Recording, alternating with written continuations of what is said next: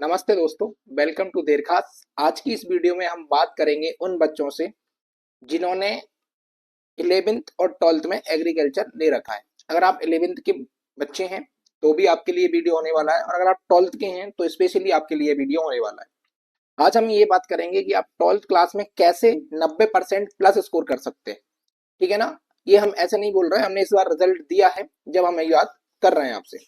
साथ ही साथ आप अगर 11th क्लास में हैं तो आपके लिए ये मानिए कि ये वीडियो इस साल मिल गया, ये आपकी किस्मत है ना। आप डबल मेहनत कर पाएंगे। और इसके साथ आप कैसे पीएटी और आईसीआर जैसे कंपटीशन एग्जाम की तैयारी कर सकते हैं। अगर आपने एग्रीकल्चर लिया है तो इसमें अगर आपको अच्छा करियर चाहिए तो या तो आपको पीएटी निकालना चाहिए या आईसीआर निकाल के एक गवर्नमेंट कॉलेज में अपना एडमिशन ले लेना चाहिए।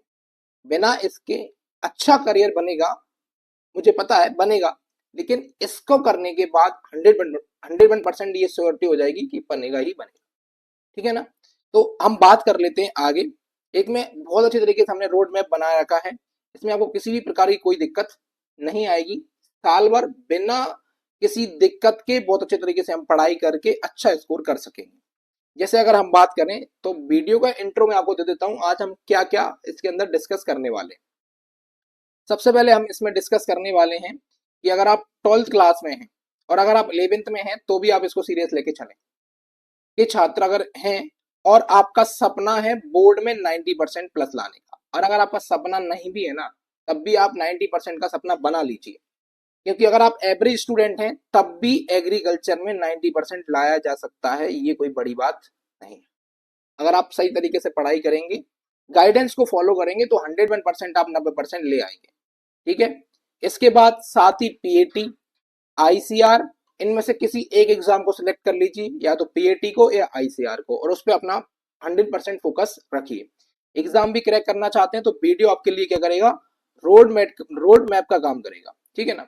जिसमें हम बात करेंगे स्टेप बाय स्टेप कि एक साल में स्मार्ट तरीके से तीनों टारगेट कैसे पूरे किए जा सकते हैं। ठीक है ना। आगे चलते हैं। चलिए, जैसे 12th class agriculture importance scope समझिए। अगर हम बात करते हैं एग्रीकल्चर की तो इसका क्या इंपोर्टेंस है, क्या स्कोप है। तो एग्रीकल्चर एक स्कोरिंग सब्जेक्ट है। इसमें मैंने आपसे बताया कि अगर आप एवरेज स्टूडेंट हैं तब भी 90% आराम से ला सकते हैं, और परसेंट आपको लाना ही चाहिए मेरे हिसाब से। तो 12वीं में अच्छे नंबर लाने से क्या होता है, गवर्नमेंट कॉलेज, अगर आप किसी एंट्रेंस एग्जाम की तैयारी नहीं कर रहे हैं तो अच्छे गवर्नमेंट कॉलेज में आपका एडमिशन मिल जाता है। किस पे, जैसे कि अपना गुना का तात्या टोपे है इंदौर में, अगर हम बात करें होलकर विश्वविद्यालय है, इसके अलावा हम बात करते हैं विक्रम यूनिवर्सिटी है। तो इनकी जितने भी एफिलिएट कॉलेज हैं उनके अंदर आप परसेंटेज बेस पे एडमिशन ले सकते हैं। इसके अलावा अगर हम बात करें तो एमपीपीएटी और आईसीआर जैसे एग्जाम में आपको दोबारा से टॉपिक नहीं पढ़ने पड़ते। 12th क्लास में अगर आपने अच्छे से पढ़ लिया, 11th में अच्छे से पढ़ लिया तो ठीक है ना। तो ये हमारे लिए 12th और 11th का इंपोर्टेंस है। जितना अच्छे से आप ये दोनों साल पढ़ेंगे उतना ज्यादा फायदा आपको पीएटी एग्जाम में, आईसीआर एग्जाम में, आगे गवर्नमेंट एग्जाम में होने वाला है। ये बहुत जरूरी है, आप नहीं समझते लेकिन मैं आपको बता देता हूँ, ये बेसिक है। आपका एग्रीकल्चर कहाँ से स्टार्ट हुआ है, 11th से, तो बिल्कुल बेसिक स्टार्ट हुआ है ना 11th से। बाकी सब्जेक्ट जैसे मैथ वगैरह ये तो आप पहले से पढ़ के आ रहे हैं, एग्रीकल्चर तो आपने नहीं पढ़ा, तो ये बिल्कुल बेसिक से स्टार्ट होता है 11th क्लास। इसलिए आप यहाँ से अच्छे तरीके से तैयारी करके जाते हैं तो बेसिक बनता है, और बेस अगर अच्छा बन जाता है तो पूरा बहुत लंबा आपको पता होना चाहिए। जो मैथ लेते हैं, एग्रीकल्चर लेते हैं, वो बच्चे तक कॉलेज में एग्रीकल्चर से तैयारी करते हैं, एग्रीकल्चर एंट्रेंस एग्जाम की तैयारी करते हैं। तो आप सोचिए, अगर आप एग्रीकल्चर ले हैं तो आपको तो करना ही करना चाहिए, थोड़ी सी मेहनत करनी चाहिए। इसके अंदर अगर हम बात करें तो कैसे हम एक साल में अपना जो है सिलेबस पूरा कर देंगी, तो सबसे पहले हम बात करेंगे जून से लेके अगस्त तक की। अभी कौन सा महीना चल रहा है, तो जून चल रहा है। तो जून से अगस्त तक आपको क्या करना चाहिए। अगर आप अशोकनगर में रहते हैं या फिर आप कहीं और से हैं तो देरखास की बुक है, आपने देख रखी होंगी। देरखास की क्या है, बुक है एग्जाम साथी। कौन सी बुक है, एग्जाम साथी बुक्स। ठीक है ना, एग्जाम साथी बुक्स देरखास की। ये 12th क्लास के तीनों सब्जेक्ट के लिए आती हैं। आपका क्रॉप, एनिमल और पीसीएमबी तीनों सब्जेक्ट के लिए ये बुक आती है। अगर आपने ये बुक अभी से पढ़ना चालू कर दिया तो आपका पूरा बेसिक बन जाएगा, आपको बड़ी बुक पढ़ने की जरूरत नहीं पड़ेगी। लेकिन अगर आप पीएटी वगैरह की तैयारी भी कर रहे हैं साथ में, तो आप एमपी बोर्ड की जो टेक्स्ट बुक आती है मोटी वाली वो भी ले सकते हैं। इससे क्या होगा, इससे आपका पूरा बेस बन जाएगा, ठीक है ना। हर चैप्टर के इंपोर्टेंट नोट्स बनाइए। अगर आपने दीर्घास की बुक ले रखी है तो नोट्स बनाने की जरूरत नहीं पड़ेगी, अगर आपने नहीं ले रखी है तो आप नोट्स बनाइए, क्योंकि वो नोट्स टाइप के ही बना रखे हैं हमने। उसमें क्वेश्चन आंसर वगैरह होते हैं, ऑब्जेक्टिव होते हैं, फिल इन द ब्लैंक्स होते हैं जो पेपर में आते हैं, हर साल के पीवाईक्यू वगैरह भी उसमें मेंशन रहते हैं। तो वो बहुत इंपॉर्टेंट है। चैप्टर के पहले ही आपको सारा कुछ मिल जाता है, उसके बाद फिर उसके एमसीक्यूज वगैरह होते हैं, है ना, हर चैप्टर के पीछे। तो वो नोट्स जैसा काम करता है, तो आपको जरूरत नहीं पड़ेगी नोट्स बनाने की। लेकिन अगर आप बड़ी बुक से पढ़ रहे हैं, मोटी वाली बुक से पढ़ रहे हैं, तो आप फिर नोट्स बनाइए। हफ्ते में एक बार पुराने पीवाईक्यू का रिवीजन करिए, ठीक है ना। इससे क्या होगा, इससे हमें ये पता चलता है कि पेपर किस टाइप का आता है, चाहे वो 12th का हो चाहे पीएटी का हो, ठीक है ना। इसके बाद हम बात करते हैं फिर आगे कि अब सितंबर नवंबर इसके साथ कैसे तैयारी करनी है।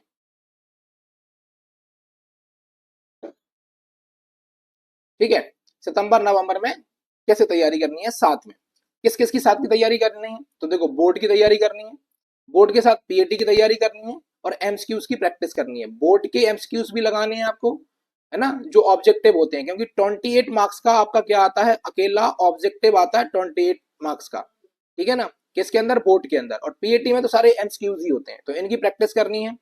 आईसीआर की तैयारी कर रहे हैं तो अपने जो जो सब्जेक्ट अपने मन में बना के रखेंगे कि कौन कौन सब्जेक्ट से हमको आईसीआर देना है। जैसे एग्रीकल्चर आप लेंगे ही लेंगे, इसके अलावा बायोलॉजी ले लेंगे या केमिस्ट्री या फिजिक्स जो भी लेंगे आप, तो उन पर थोड़ा सा ध्यान देना पड़ेगा।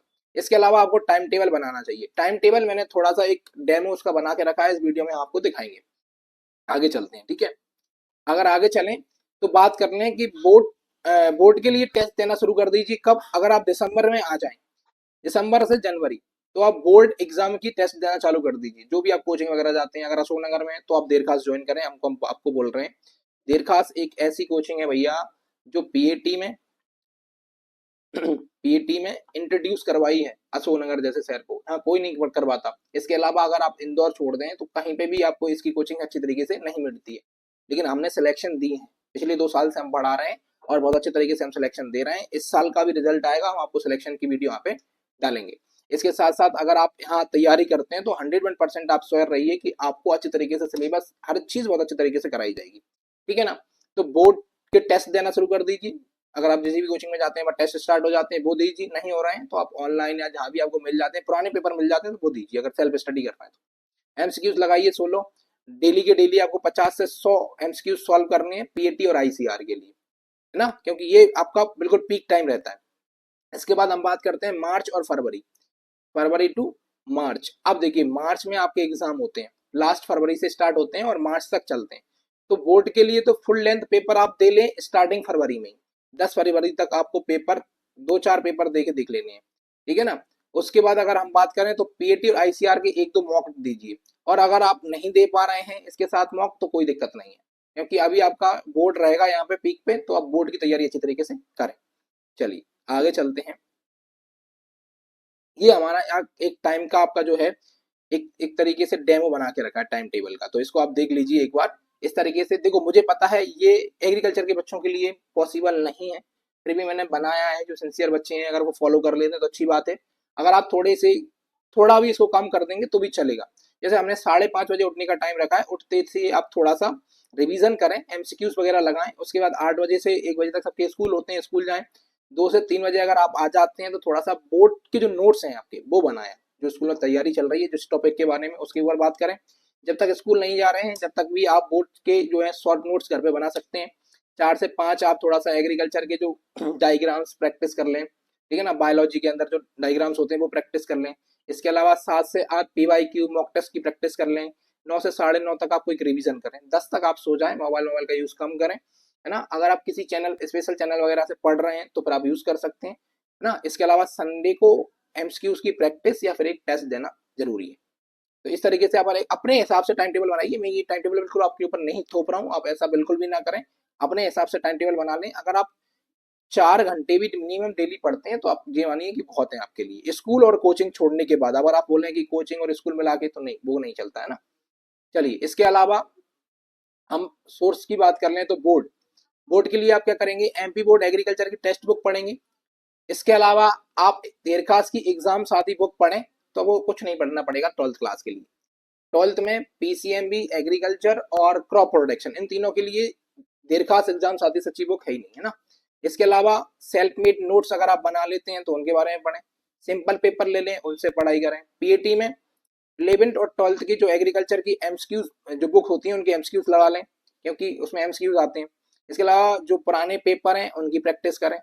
देरखास की यूट्यूब चैनल की जो सीरीज चलती हैं उनको अच्छी तरीके से देखते रहें, तो आपका काम बन जाएगा। हमारे चैनल को आप सब्सक्राइब करके रख लो भैया, जब तक आपकी नौकरी नहीं लग जाती एग्रीकल्चर में, जब तक हमारा साथ आपके साथ रहेगा, ठीक है ना। आईसीआर, तो आईसीआर में हम बात करें तो देखो अरिहंत की गाइड वगैरह आती है, एग्री इंडिया की गाइड आती है, इनको प्रैक्टिस करते रहें। इसके अलावा स्टैटिक जीके, है ना। अगर आईसीआर में हमने स्टैटिक जीके ले रखा है तो रीजनिंग ले रखा है, मैं इसकी जगह पे आप जियोग्राफी, बायोलॉजी जो भी लेना चाहते हैं, जो सब्जेक्ट आपने ले रखा है उसकी प्रैक्टिस कर सकते हैं, ठीक है। आगे चलते हैं। मोटिवेशनल एंडिंग क्या है भैया, देखिए अगर आप 12th क्लास में अच्छे तरीके से पढ़ लेते हैं तो आप ये मानिए 12th में और 11th में अगर अच्छे तरीके से पढ़ लेते हैं आप, अब देखो 11th जिनका बर्बाद होगा उनसे तो बात नहीं कर रहा, जो 11th में है उनसे बात कर रहे हैं। 11th बहुत इंपॉर्टेंट होता है, उसके बाद 12th बहुत इंपॉर्टेंट होता है। ये दोनों अच्छे से पढ़ लिए आपने तो एक अच्छे कॉलेज में कहीं पे चले जाओगे, और उसके बाद फिर आपको जो भी आगे का जो रहेगा करने का वो सब कुछ बेस्ट जाएगा, ठीक है ना। तो सबसे ज्यादा जरूरी है 11th और 12th की पढ़ाई, इसके बिना आप बाद में कितना पढ़ते रहिए, क्योंकि अगर अच्छे कॉलेज में नहीं पहुंचे तो किसी गवर्नमेंट एग्जाम की तैयारी करते करते करते करते 8-10 साल लग जाएंगे और मर जाओगे कहीं पे बीए करते करते, ठीक है ना। एग्रीकल्चर बीएससी करना बहुत इंपॉर्टेंट है, और अच्छी गवर्नमेंट आईसीआर एफिलिएट कॉलेज से करना बहुत जरूरी है, तभी जीवन में कुछ हो पाएगा, ठीक है। इसके बाद हम बात करें, देखो अगर आप 4 से 5 घंटे पढ़ लेते हैं स्मार्ट स्टडी के साथ तो आप 90% आराम से ले आएंगे।